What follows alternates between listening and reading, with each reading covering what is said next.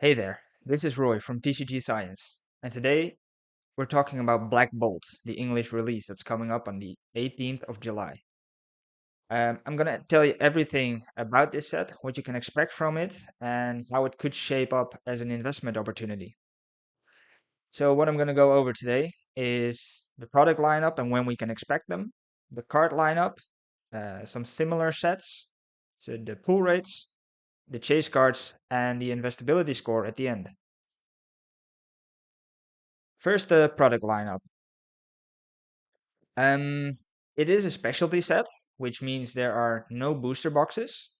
And for the first time ever in an English release, um, this is a split set. That means that usually in Japanese, we get a few smaller sets which are together combined into one big English set.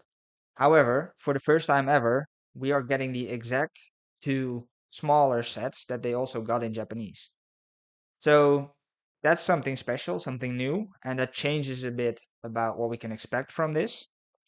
And what's also new, and we have never seen before, is that every Pokemon in this set has either an illustration rare or a special illustration rare. And both of those are very hard to pull rarities. So those are often the most expensive cards in the sets. And the fact that all of the Pokemon have one means that there are a lot of chase cards in this set. Um, on July 18th, this set will release, and the first product that's going to be released is the Elite Trainer box. And this is one that most collectors are after, and it contains 9 packs and a promo card, which is an illustration rare of Thunderous. In Japanese, this was part of the main set, but here in English, we get that as an ETB promo. On the July 18th, we also get the Pokemon Center ETB, which you can see by the stamp over there on the box. Um, those are only sold through the Pokemon Center website though, and currently they are sold out. Um, based on the previous sets though, what we can expect is that there will be a few more smaller drops of these ETBs, but they're usually sold out within a few minutes. That's because also there is an extra promo in this ETB, and that also has the Pokemon Center stamp. Um, because of those two stamps on the box and on the promo, these products go for a lot more money than the usual ETB and promo, and that's why investors are after this product, and it is sold out so quickly. On July 18th, we get a few more miscellaneous products as well. First of which is the binder collection, which is a box containing 5 packs and a binder with the Zekrom artwork. Um, Usually, this is not the best value for your money because of the binder, you usually pay a bit more for the product than yeah the 5 packs are worth. And the same goes a bit for the next product, which is the poster collection. It contains a poster of at least all the artworks of the regular cards, and it has 3 promos of the starters, and then it contains 2 packs of Black Bolt and 2 packs of White Flare. So you get a mix of packs in this product, but also this one is usually a little bit more expensive than loose packs or booster bundles or something because of the extra products included. Um, on July 18th, we also get the mini tins, which contain 1 pack of Black Bolt and 1 pack of White Flare. So if you're specifically looking for one of the two sets, this is not the best product to go for. But if you're looking for a mix, then this is one you could consider. A display is containing 8 tins for this set. That's because there are 8 different artworks. Some other sets had mini tin displays with 10 different artworks, but this one only has 8. So a display will also contain only 8 tins. And then we're moving on to later dates because on August 1st, that's almost 2 weeks later, we get a 3 pack text sticker blister, which also contains an illustration rare that is cut from the main set. In this case, it's the Reuniclus for Black Bolt. White Flare has a different one, and this one also contains 3 Black Bolt packs only. So this is a specific one for the Black Bolt set. And on August 1st, one of the most sought after products probably is going to release as well, which is the Victini Illustration Rare Collection. This contains 2 packs of Black Bolt and 2 packs of White Flare, but it also contains an illustration rare and a jumbo illustration rare of the Victini promo. Um, in Japanese, this card was part of the main set and was one of the most expensive illustration rares of the entire set.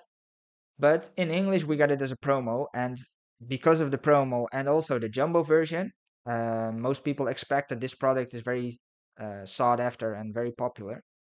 So if you can get your hands on this one, this could be a great pickup. And then lastly, on August the 22nd, which is more than a month later than the official release, we get the booster bundles. They usually do this because the booster bundles are the actual best value that you can get if you're after packs. Because on average, well, this product doesn't contain any other miscellaneous items. So the price you pay is directly for the packs themselves, and they contain 6 packs. And usually this is the best value. So if they would release it at the same time as the rest, the other products would be way less popular. So that's why this one is coming a bit later. But if you're after packs, it might be a great idea to wait for the booster bundles to release. Then let's talk a bit about what is actually in the set, because it is a split set. And we have a few different rarity tiers and also a few new things here. Um, because there are 86 main set cards, and usually you get the regular versions and the reverse hollows, but those two are in there now as well as Pokeball reverses and Master Ball reverses. So all of the main set cards are in 4 different rarities available, which makes this a really, really large master set to complete. And next to those main set cards, you also have 69 illustration rares, 8 full arts, 7 special illustration rares, and we have 2 new cards that are in a new rarity tier, which is officially called BWR, which stands for Black and White Rarity Tier. And we've got 2 of those, the Zekrom EX, which is completely black, and the Victini, which is completely red. The Victini is going to be released both in Black Bolt and in White Flare. We got confirmation of that just a couple of days ago. So this one is not only available in this set, but is also available in White Flare. But the Zekrom is unique for Black Bolt. Um, well, to say something about how good this set will actually be, and if you should invest in it or if you should buy some products of this set. Um, we have to look at some similar sets, and maybe they can give us an idea of how good this set actually can be. The first one is obviously 151.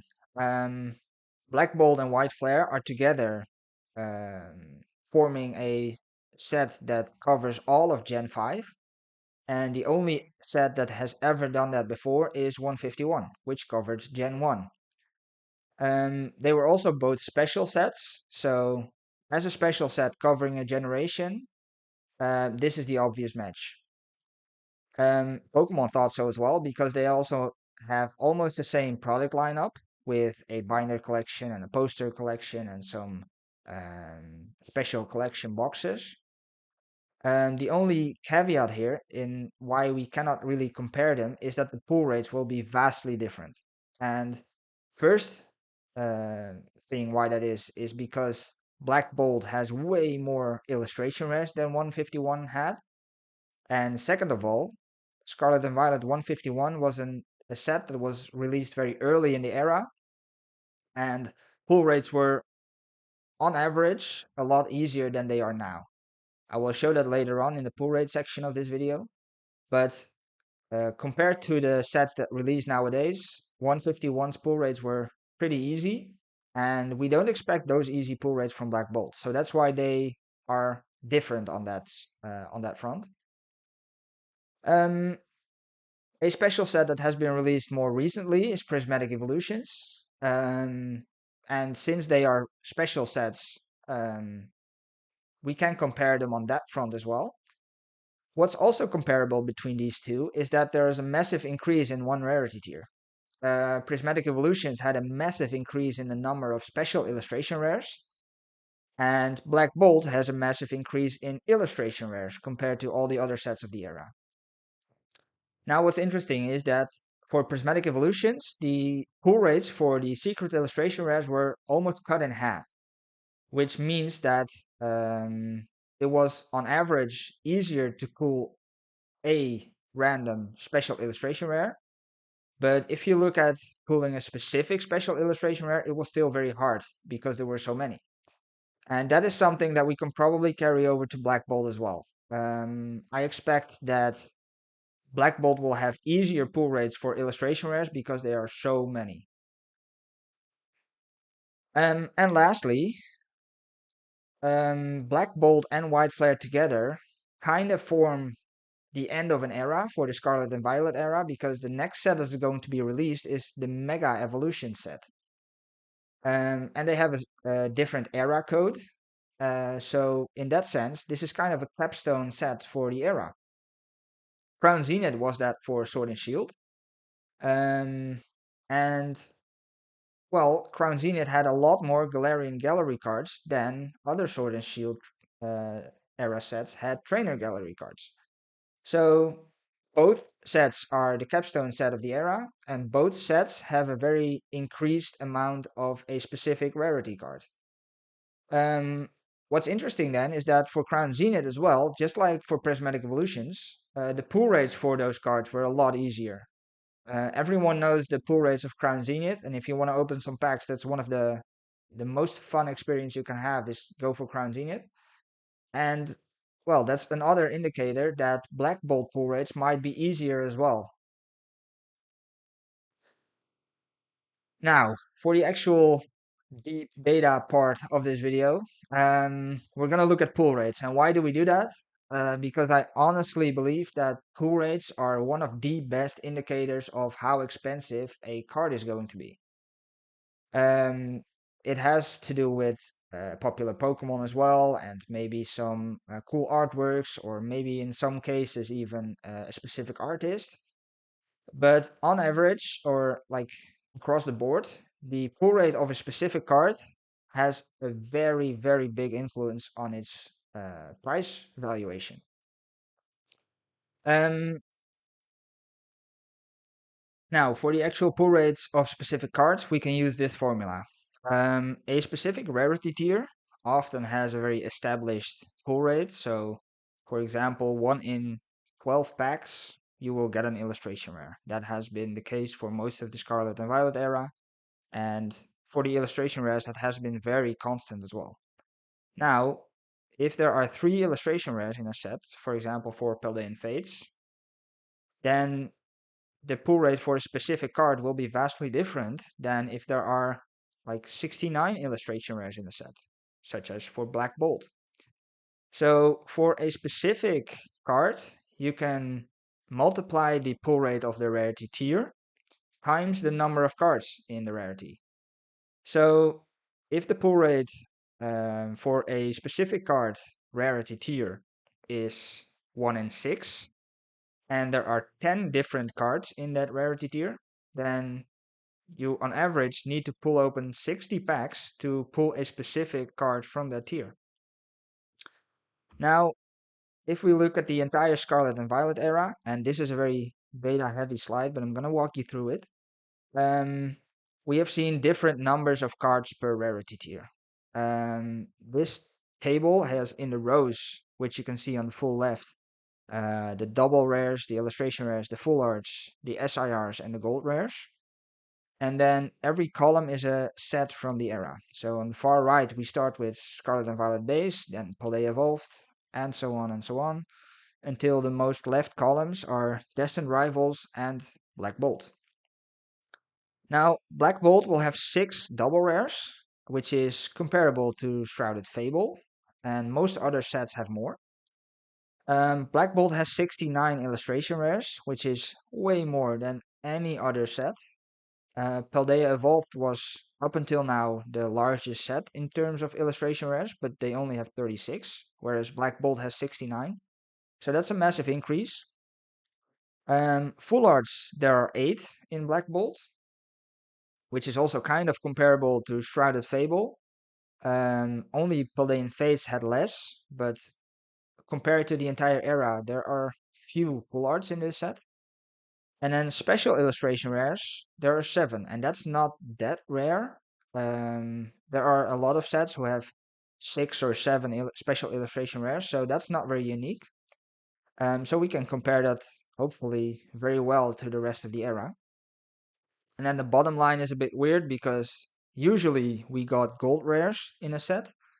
Now they are cut, but we got the black and white rares instead. And there are 2 of those, but we have no clue whether they will be comparable to gold rares actually. Um, so I put them in the same line just because this is completely new and it's incomparable. Um, but we'll have a few different scenarios to see if they can be comparable, yes or no, later. Now, with that number of cards per rarity tier, we have the other side of the equation still open, which is the pull rates per rarity tier. And, well, that's shown in this slide for the entire era again.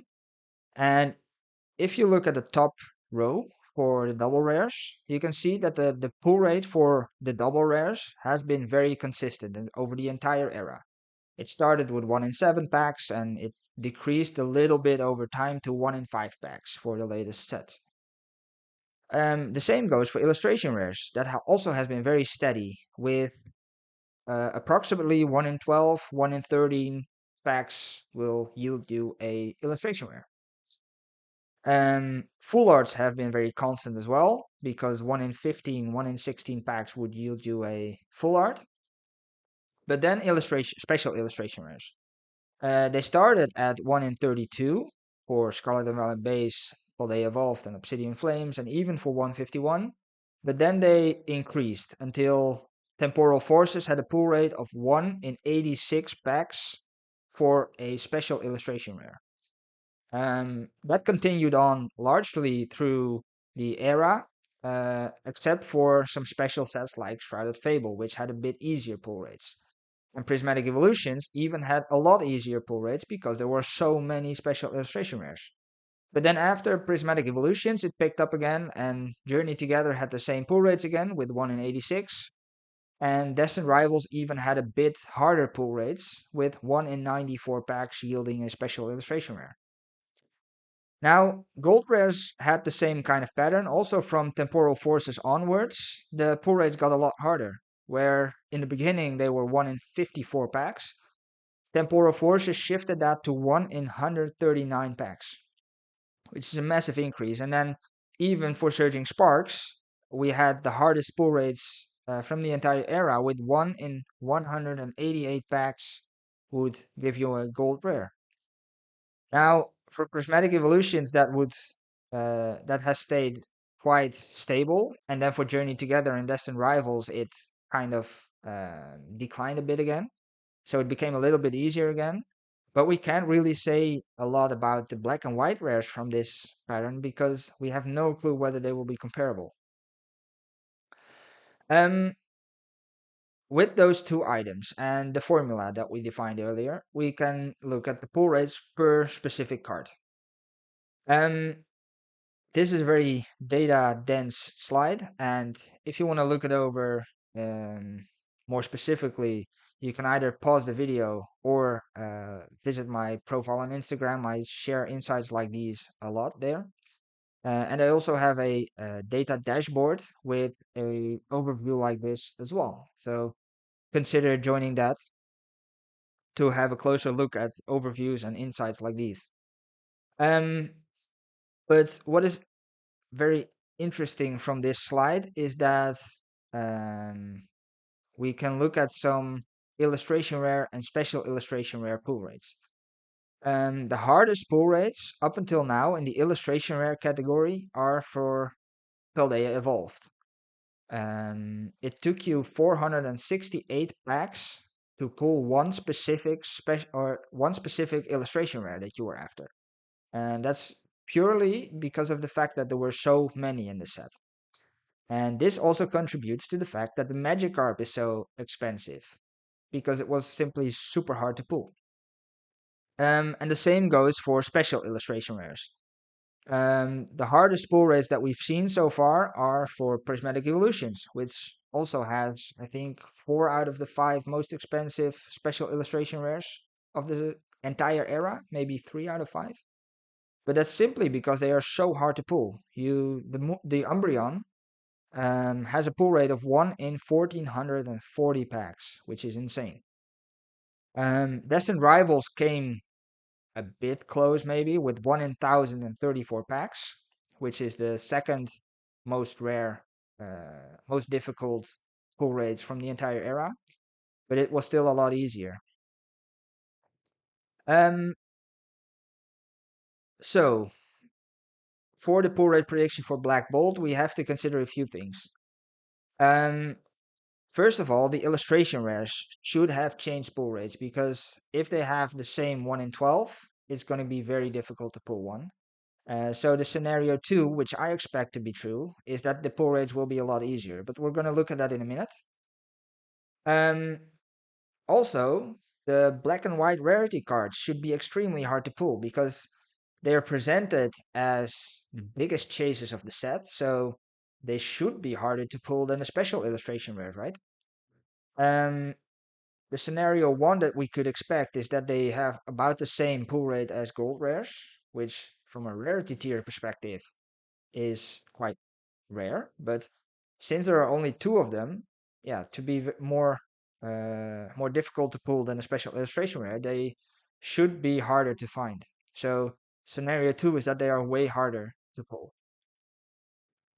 Now, scenario 1 would give these pull rates. Like illustration rares will be stuck at 1 in 12. Special illustration rares would be around 1 in 86, like the last so many sets in the era. And the black and white rares would have pull rates that are in line with the gold rares, so around 1 in 146 packs. If we pull that through, then the black and white pull rates are presented here. The double rares would be 1 in 36, which is really easy and comparable to Shrouded Fable. The illustration rares would actually be 1 in 828 packs for one specific illustration rare, which is way harder than Paldea Evolved even. So if this would be the scenario, we have really expensive illustration rares in this set. However, as we'll see later, I don't expect this to happen, but hey, we need to cover all bases, right? Full arts is 1 in 120 if this continues, and that would be comparable to Shrouded Fable as well, which would be resulting in quite cheap full arts. And special illustration rares, because there are not that many, there are only 7 in the set. If they would still have the same pull rate for the entire rarity tier as the previous few sets, then a specific special illustration rare would take you around 602 packs to open. That's quite comparable to Stella Crown and Journey Together, which already tells us something about how expensive those special illustration rares could get. Um, the gold rares, if they are just as easy to pull as, or the black and white rares, I should say, if they are just as easy to pull as the gold rares from other sets, a specific one, for example, the black Zekrom, would be 1 in 292 packs, which would be comparable to like the gold Mew and the gold Switch from 151. Now, honestly, I don't expect that to happen. So I've pulled up a scenario 2, which takes some assumptions, and we have no confirmation whether these could be true, but I'm going to make them anyway because I think they will be much closer to the actual truth than going off of the previous sets. So scenario 2 would be the same pull rates for double rares and full arts, also the same pull rates for special illustration rares because um, those haven't changed a lot over the era. And There are many sets with 6 or 7 special illustration rares as well, so there's no real need to change this much, but they could make it harder just to make the special illustration rares a bit more sought after and a bit more rare. But then if we look at illustration rares, I'm going to cut the pull rate actually in half. So I think the actual pull rate will be closer to 1 in 6 for this specific set. And that is in line with Prismatic Evolutions. That is in line with what Crown Zenith that did in Sword and Shield. So I think this is much closer to the truth. And then the black and white rares, honestly, we have no clue what these are going to do. And they're not comparable to anything we've got before. But if they would want to be, if Pokemon Company wants them to be rarer or like just as rare as some of the more popular special illustration rares in the entire era, then they should make the pull rate around 1 in 500. And that's extremely hard, so I'm not sure if they're actually going to do that, but this would yield expensive black and white rare cards. Now, if we pull that through in the visual, um, we have an illustration rare pull rate of 1 in 414, which is already in half from scenario 1, and I think much closer to the truth. But it's already much closer to Paldea Evolved as well, and also Paradox Rift. So the pricing of the illustration rares could be close to those sets as well, Paradox Rift and Paldea Evolved. Special illustration rares would be still 1 in 602, which is the same as Journey Together and Stellar Crown. If that pulls through, the special illustration rares might not be super expensive. And then we have the gold rares, and yeah, well, for this set, the black and white rarities. If they actually make the pull rates 1 in 500, then this would be 1 in 1,000 for one specific card. And well, they could do that, and if they want them to be rare and expensive, they kind of have to, but I'm not sure if they're actually going to do that. But hey, we have nothing to go off, so if we need to make a prediction, I think this is much closer than the gold rarity pull rate.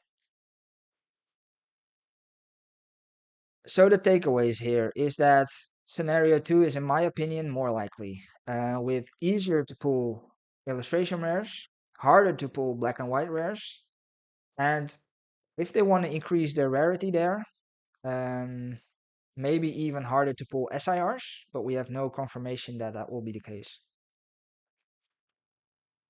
Um, the Pokeballs and Master Balls are a different category, because the only reference that we have is Prismatic Evolutions. And for Prismatic Evolutions, the Master Ball pull rate would be 1 in 20, and the Pokeball pull rate would be 1 in 3.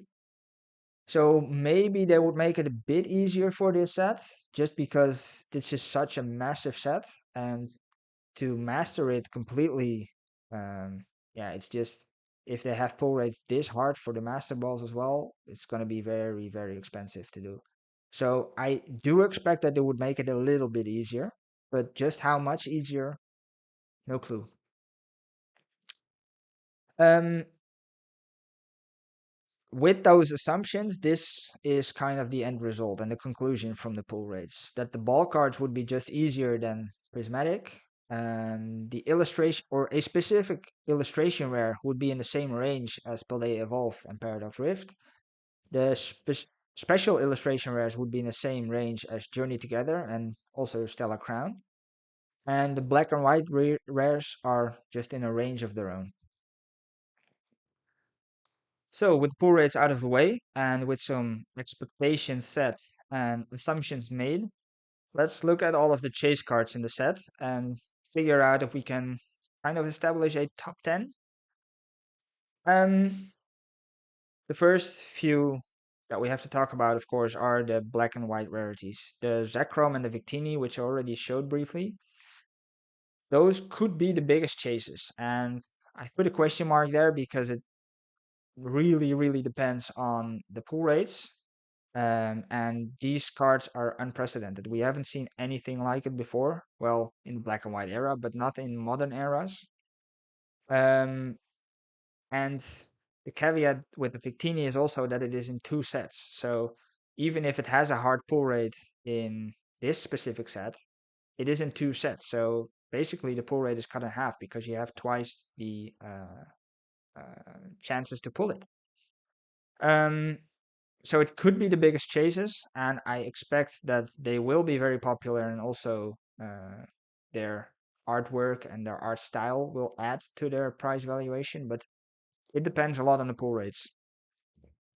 Um, that said, we haven't got a clue where to price this, honestly. We have to see in the first few days and weeks how difficult they actually are to pull, and then we can say a lot more of it. So we're going to go on to the secret illustration rares, or the special illustration rares. Um, the Zekrom is the top card here in this tier. Basically, it's the poster boy for the set. It's also the most expensive SIR in Japan, and it is a gorgeous artwork. Um, then, well, the Ensplot and the Curum are also popular, but the fact that the Genesect is on the second spot is because it is playable in a few decks that are good in the meta right now, and playability often gives a bit of a boost in the price valuation. So that's why the Genesect is a bit higher than the other cards. And then honestly, I believe the Excadrill will be the least popular one of these seven. And well, they could shift a few positions among them, but I think also based on the results in Japan, that this is kind of what we can expect from these cards. And if we look at the pull rates and the results in Japan and everything else that we have at this point, I expect that the top card, so probably the Zekrom here, could be valued between 150 and 200 euros. And again, that depends a lot on the pull rate. And the assumption here is that the pull rates are going to be the same as the previous sets. And well, that would put this set and its top special illustration rare in the same league as, for example, the Lily's Clefairy. So valuation of 150 to 200 euros is, I think, fair. It might be a bit more expensive just because this card will be more popular than Clefairy, so it could exceed the 200 euros, but it will never reach like the 1100 euros or even more that the Umbreon from Prismatic Evolutions is worth. Then the illustration rares. There are 69 to choose from, so honestly, it's a bit of a wild west on where these will end up and which ones will be the most popular. Um, I've put together this top six because, well, Snivy is the starter, so it should be one of the more expensive illustration rares. In 151, the starters were the most expensive ones as well, so I expect that to be no different here. The Seisme Toad is a Shinji Kanda artwork, which is a very popular artist, and also in Japan, this card was one of the most expensive illustration rares, so I expect that to do well in English as well. Then the electric is actually very playable. It's a very strong card in electric type decks because it has a ability which lets you accelerate energy. So it's going to be a staple in a lot of in a lot of electric decks. And then honestly, the rest is a bit up to the public. And in Japan and on social media, the three that I put up here below are the Tortuga, the Dwebble, and the Bisharp, and they are in Japan and on social media very hyped up. But it depends a lot on what the public thinks and what chase cards are going to be most popular. Um, but with that, and also the fact that we expect the pull rates to be comparable to Paldea Evolved and Paradox Rift, Um, I would put the top illustration rare in a valuation between 60 and 90. euros. That is. It could be a bit higher because of the popularity and because of the artworks and because people are chasing one specific one massively. That could be true. But on average, I think it's very comparable to Paradox Rift. And well, the Magic card from Paldea Evolved is in a league of its own purely because of its super bad quality control and its super bad print quality. Um, that added a lot to its valuation, and the fact that it was drawn by Shinji Kanda uh, also helped a lot. So the size method could even exceed the valuation here and could even be the top one chase card for the illustration rare category. But it depends also a bit on the print quality of these cards. But what they have done in the past few sets, they did a pretty decent job, and I would put them at 60 to 90 euros, comparable to Paradox Rift. Then the Master Balls, it's also a Wild West. There are so many. There are 86, I think. So, well, the Snivy as a starter would be popular. The Victini is really popular, and it's the one of the most expensive ones in Japan. And then the rest, yeah, it changes often. They are mostly the same value, and there will be just a couple, like one, two, maybe three, that stand out. Um, and yeah, the top card could reach 30 to 40 euros, but I'm not expecting many to enter the top one or the top 10 even. So honestly, they're going to be very difficult to master, but they're not going to be terribly expensive, I think. And with that, we could end up with a prediction for the top 10. And honestly, there are so many new things and unprecedented things and new types of cards and weird exceptions in this set that this could change wildly. And I'm not going to pretend that I'm very sure of this top 10, but this is as close as I can get to a prediction. And well, I hope they will make the black Zekrom and red Victini hard to pull, and that would put them near the top of the chase card list. The Victini would be a bit lower because it's pullable in two sets. So that's why I put the Zekrom special illustration rare higher. But then, well, there will be a few special illustration rares and illustration rares that will make up the rest of the top 10 because I honestly believe that these three rarity tiers are the only tiers that will pop up in the top 10, and it could change massively depending on popularity of specific Pokemon or specific artworks, or if the pull rates are vastly different than my predictions, or if the quality control of a specific card is really bad. But this is as close as I could get to a prediction. So let me know in the comments what you think of this as well. Um, all that said, with a lot of assumptions made and things talked about, let's go to an investability score. And the caveats that we need to talk about here is that it depends a lot on the pull rates, and we will only see that when the set has come out. So we can't say anything about it yet. Um, we'll just have to see, and if it changes a lot, I will make a new video after release. It also depends on print runs. We've seen that with a lot of the more recent set that they were very hard to get at release, so their prices soared. And over time, when more product was released in stores, the prices settled down a bit more. So that's also a big factor in the price valuations. Um, the entire generation of IRs and SIRs, the entire generation 5 covered in those rarity tiers, that will add a lot to the investability score. Just like 151, this will be a set that people will chase for years and years and years, even after a lot of other sets are already forgotten. And the fact that no booster boxes exist will make this also a bit harder to get your hands on because the best product is a booster bundle, and that's a lot smaller. So that will add to the hype and the massive popularity of these products as well.